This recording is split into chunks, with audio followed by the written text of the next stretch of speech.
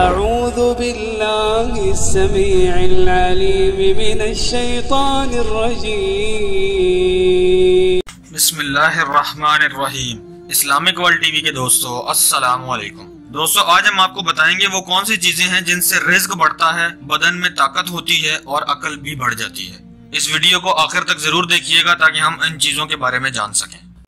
लेकिन इससे पहले हमारे चैनल के सब्सक्राइब बटन पर क्लिक करें और बेल आइकॉन पर जरूर क्लिक करें ताकि हर आने वाली नई वीडियो का नोटिफिकेशन आपको मिलता रहे। दोस्तों, इमाम शाफी रहमतुल्लाह अलैह फरमाते हैं 4 चीजें ऐसी हैं जो आपके रिस्क को बढ़ा देंगी। नंबर 1, तहज्जुद की नमाज पढ़ना।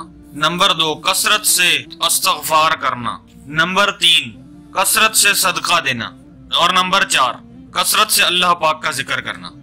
दोस्तों, ये 4 चीजें ऐसी हैं जिनसे आपका रिस्क बढ़ जाएगा, रिस्क में बरकत होगी, रिस्क कुशादा होगा। दोस्तों, अब हम आपको बताते हैं वो कौन सी 4 चीजें हैं जिनसे आपके बदन में कुव्वत पैदा होगी।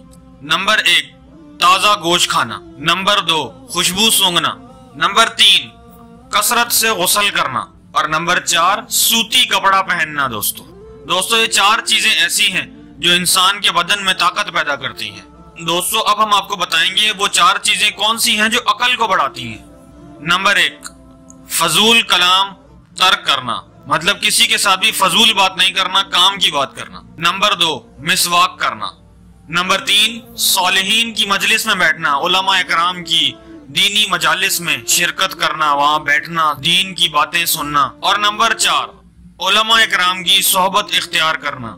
दोस्तों, आज हमने आपको 3 बातें बताई हैं। रिस्क कैसे बढ़ता है, बदन में ताकत कैसे होती है और अकल कैसे बढ़ती है।